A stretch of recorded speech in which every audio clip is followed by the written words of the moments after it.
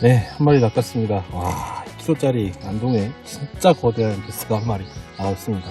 스틱베이트로 입질을 받았는데요. 아침에 연습을 해보니까 얕은 곳에 풀 안에 베이트 피쉬가 제법 있더라고요. 그 전주에 제가 미국에서 대회가 있어서 미국 대회를 뛰고 오느라고 어쩔 수 없이 연습을 못하고 정규전을 맞이했습니다. 10년 넘는 시간 동안 토너먼트 선수하면서 처음으로 전주 연습을 안 한 그 경기가 아니었나 싶어요. 그래도 뭐 제가 생각하는 가을의 안동이라는 게 기본적으로 모랑일 거고 한두 마리를 어떻게 낚아내느냐로 분명히 경기가 결정이 될 거다라는 생각은 있었어요. 물론 5마리를 다 낚아오는 사람도 있겠지만 그래도 좀 큰 녀석들로 마리수를 조금만이라도 채워오면 그래도 종합 성적을 좀 유지할 수 있겠다라는 그런 생각을 갖고 안동으로 향했습니다. 준비는 두 가지를 크게 했어요. 첫 번째는 얕은 곳에서 낚시하는 방법, 두 번째는 깊은 곳에서 낚시하는 방법. 얕은 곳에서 낚시는 풀이 조금 남아있었기 때문에 그 풀 주변에서 고기를 낚아낼 수 있는 방법이 있지 않을까? 이거였고, 깊은 곳은 뭐 알라바마라든지 아니면 메탈이라든지 이런 루어들을 사용을 해서 10m, 12m 전후에 있는 그런 고기들을 낚아내는 방법을 생각을 했죠. 아침에 낚시를 하는데 토요일날 안개가 제법 끼더라고요. 그래서 안개를 좀 조심해서 하루로 내려갔어요. 아무래도 얕은 곳에 있는 고기들은 사람 손이 좀 덜 탔을수록 조금 더 유리할 테니까 그래서 만전히 하루로 내려갔습니다. 우리 선수들은 이제 수멜이라고 부르는 곳인데 그 도착을 해서 안개가 거칠 때쯤에 셜로우로 진입을 했어요. 물이 맑아졌으니까 타버터 낚시가 충분히 가능할 거야 라는 생각을 갖고 스틱베이트를 캐스팅을 합니다. 캐스팅을 몇 번 안 했는데 베스가 한번 퍽 하고 물어주는 거예요. 그래서 했죠. 근데 제 스틱베이트가 눈에 보였어요. 그러니까 가라앉지 않은 거죠. 야마토 스펙도 딱 이렇게 보고 있는데 다시 액션을 탁탁 주니까 연거포 뻑 하고 쳐주더라고요. 그래서 제가 알았습니다. 아, 이게 되는구나. 이게 가을 베스 낚시의 좀 특징이긴 한데 얕은 곳에서 가을에 스틱베이트를 공격할 때에는 연거포 먹는 경우가 많아요. 아무래도 여기에 대한 욕구가 좀 강해서 그런 건지 스틱베이트를 물어주는 전형적인 모습으로 탁 물어주더라고요. 그래서 이거 될 수 있겠다.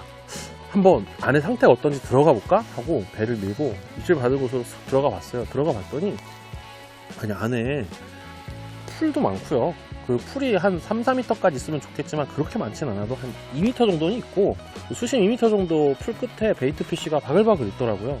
그리고 그 풀 자락을 이렇게 한참 밀고 갔는데 멀리 가지 않아서 풀섭에서 나오는 이만한 덩어리 베스가 2마리나 본 거예요. 그래서 이거 많은 것 같은데? 이런 생각을 좀 했습니다. 그리고 다른 골창에도 가보고 다른 그런 풀 있는 곳도 이렇게 가보니까 들어갈 때마다 한 2kg쯤 돼 보이는 5자쯤 되는 베스들이 한 마리씩 혹은 2마리씩 쓱 빠져나오는 걸 눈으로 볼 수가 있었어요. 그래서 그때 결심을 했죠. 아, 내일은 일단 이 고기를 낚는다.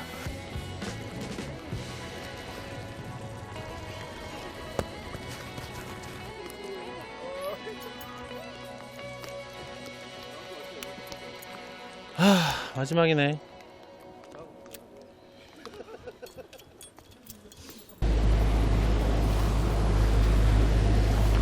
네, 5번째 경기가 시작됐습니다. 오늘은 안개가 정말 많이 꼈네요. 그래서 아이들링 출발을 했고요. 이 안개가 거치면 빠르게 낚시를 하러 갈 수 있다고 해요.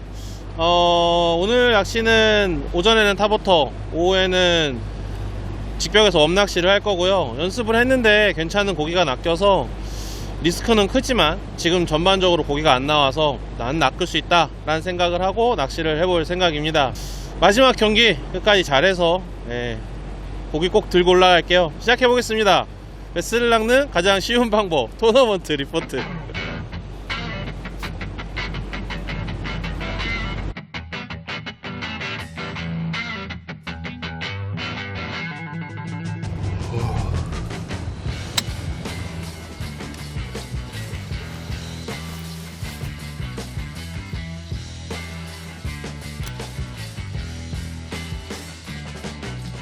아, 이거 진짜 아이들링으로 저걸 가야 되나 까지 할 정도로 수면이 좀 탐이 나긴 했어요. 근데 어쩔 수 없이 그럼 가까운 데서 빨리 이 아침 시간을 써야 하기 때문에 다들 아시지만 어쨌든 아침에 고기가 조금이라도 잘 나오는 건 다들 알고 있는 사실이잖아요. 그래서 이 귀중한 시간을 아이들링으로 보낼 수 없어 라고 생각을 하고 사자골로 들어갔습니다.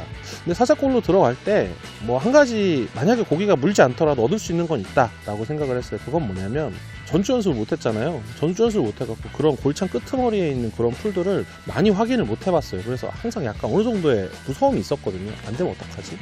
근데 들어갔더니 고기가 안 나오더라고요. 이게 뭐 다행일 수도 있고 뭔가 불행일 수도 있는데, 그래서 이렇게 골창 끄트머리에 있는 10개 풀이 잠긴 지역은 배제를 해야겠다 라는 생각을 하고 그 포인트를 나옵니다. 그때 슬슬 안개가 거쳐오기 시작하더라고요. 그래서 바로 하류로 출발을 했습니다.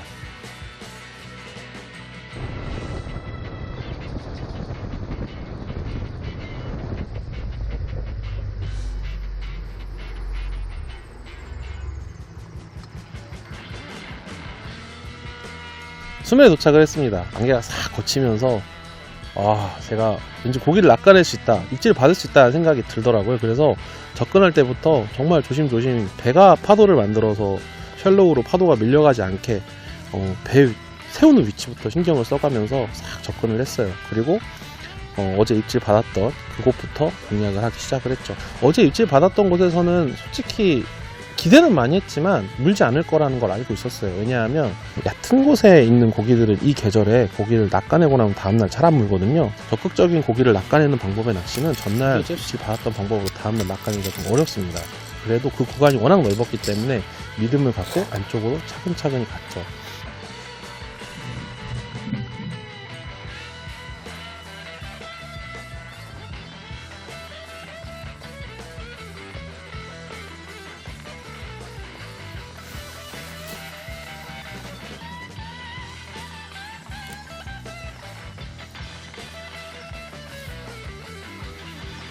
다음 포켓에 딱 들어갔을 때 불 때쯤 됐는데 라는 생각이 드는 순간 정말 거짓말처럼 입질이 퍽 하고 들어왔어요.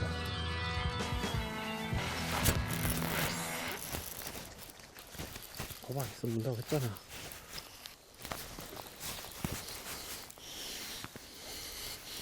안돼 임마,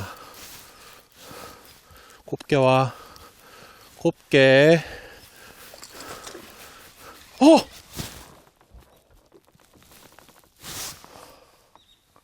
이게 왜 빠져?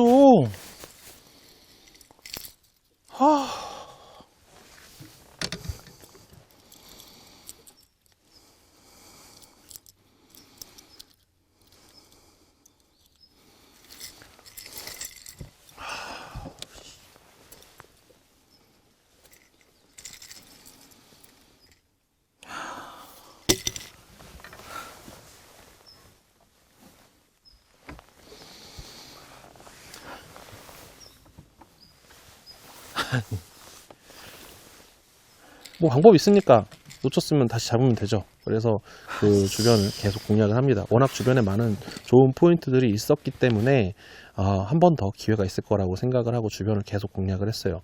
그리고 그 큰 포켓을 하나 다 치고 나서도 입질이 없더라고요. 그래서 아니 이 포가 잘못됐다. 챔질도 확실하게 되고 훅세트 제대로 됐어. 근데 물속에서 그냥 벗겨지는 거 같지? 아니 고기가 빠질 때 물 속에서 빠졌어.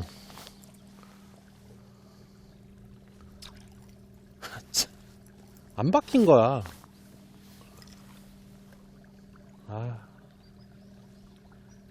많이 받았어 이런데 어제. 이런 곳이 그래도 대여섯 개는 있어 라고 스스로 마음을 좀 다독이고 그 옆에 있는 포켓으로 갔습니다. 그리고 한 30분쯤 지났나요? 물때가 됐는데 라는 생각이 또 드는 타이밍에 못 먹었어.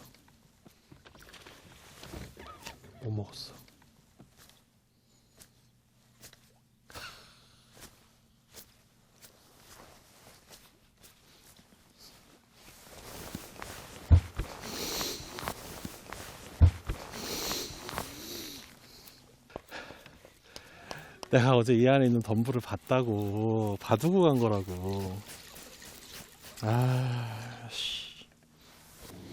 이유가 이해가 되는 게, 저 풀에 가서 들이대잖아. 그럼 안에서 고기가 안에 고기가 있는 것도 보이지만, 안에 그냥 베이트빛이 아까처럼 그렇게 많아. 그렇게 두 번의 입질을 놓치고 나니까 드는 생각이 있었어요. 아이고, 그래도 물 수 있어. 그래도 더 물 거야. 일단 제 계획이 9시, 10시까지는 타버터를 던지자. 만약에 입질이 있으면 11시까지는 던져보자 였기 때문에 그 뒤로도 꾸준히 그런 포인트들, 그러니까 본류에 인접한 풀이 넓게 깔려있는 큰 포켓들을 찾아서 스틱 베이트를 던지러 돌아다닙니다. 그렇게 11시쯤 돼서 도착한 포인트는 궁구리라는 곳이었어요. 안동 본류 쪽만 칠 계획이었는데 궁구리는 그래도 전날 쳐본 곳들 중에 안쪽에서도, 그 골창 안쪽에서도 이렇게 입질을 받았던 곳이라서 거기만 좀 공략을 해보자 라고 하고 마지막 스틱 베이트에 열정을 불태우며 들어갔죠. 근데 11시 넘어서도 입질이 없더라고요. 그래서 좀 고민이 많았습니다. 예, 지금 상류로 이동을 했습니다. 하류에서 타버터를 11시까지 던졌는데 스틱베이트에 입질이 안개 거실 때 잠깐 들어오고 이른 아침에 생각보다 많이 낚시를 못해서 아쉽지만 스틱베이트는 이제 접어야 될 시간이 된 것 같아요. 물수도 있지만 어제 연습 결과 오후에 해가 이렇게 완전히 뜨고는 딱히 반응이 없었거든요. 그래서 물도 맑고 하니까 아무래도 햇빛이 들어오면 고기들이 빠져나가겠죠. 근데 어제 오후에 한 12시 전후에서 제가 직벽에서 입질을 좀 받았거든요. 그래서 고기가 크지는 않았지만 키퍼는 됐기 때문에 끝까지 열심히 하겠다는 의지를 직벽에서 이제 불살라 볼 생각입니다. 상류로 먼저 올라온 이유는요, 상류가 반응이 좋았다거나 이런 건 아니고 이 상류 쪽이 요 시간대에는 사람이 없어요. 그래서 사람들의 이동하는 동선을 좀 생각을 해서 만약에 이 사람들이 전부 다 선수들이 다 밑에 있을 것 같다 라는 생각이 드니까 제가 먼저 이쪽으로 올라와 본 거죠. 역시 배가 한 대밖에 안 보이네요. 올라오는 동안 두 대밖에 안 못 봤거든요. 치고서 내려가면 아마 선수들이 올라올 시간대쯤에는 저는 중류 정도쯤에 있지 않을까 라는 계산으로 이렇게 머리를 써보는 거죠. 아쉽습니다. 그 녀석 두 마리 낚았으면 참 좋았을 텐데 고기도 실수하고 사람도 실수했으니까 나머지 고기들 한번 또 낚아보겠습니다. 파이팅!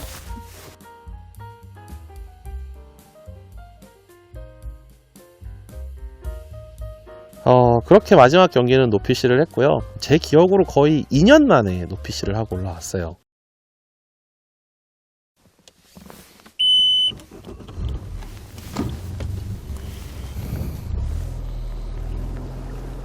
빨리 돌아가야 페널티 안 먹습니다. 잘 있어라. 한 살 더 먹어 돌아올게.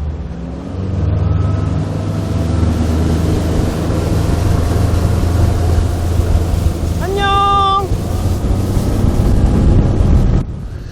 작년에 워낙 잘했잖아요. 작년에 워낙 잘하기도 했고 올해도 부진이라고들 했지만 매 경기마다 고기는 꼬박꼬박 낚아왔는데 마지막 경기는 노피시를 하면서 종합순위는 6위에서 10위로 떨어지게 됩니다. 그렇게 2022년 이영근의 프로피싱 리그는 마무리되었어요. 그런 이야기를 많이 하시더라고요. 작년에 비해 너무 부진한 거 아니냐. 맞습니다. 부진했죠.